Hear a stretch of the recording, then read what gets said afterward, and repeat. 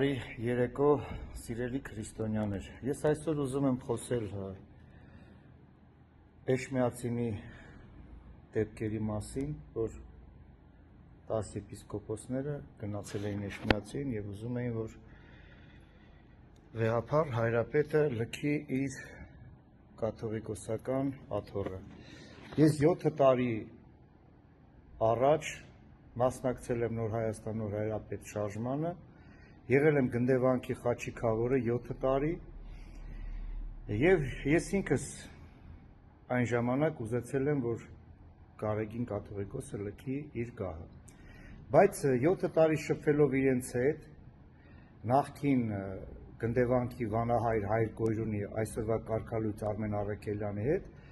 ես հասկացա, որ ինքս կի Գարեգին վեհափառի ոտի եղունգը չարժի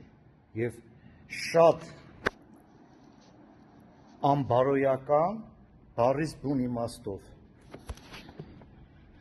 հոգևոր լեզվով ասած նա պոռնիկ է եւ ես դա կարող եմ ապացուցել, երբ ցանկանա դեմ առ դեմ նստելով ինձ հետ կուզի հեռուստատեսությամբ ելույթ կունենանք, կուզի հենց այսպես թող հավաքվի, գա ես դա ապացուցեմ։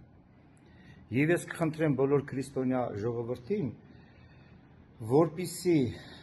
իմ սխալները իրենք չանեն։ Ես այսօր համայն հայությունից, համայն քրիստոնյա աշխարհից ներողություն եմ խնդրում եւ եկեղեցու բոլոր հոգեվոր առաջնորդներից, եպիսկոպոսներից, հանձինս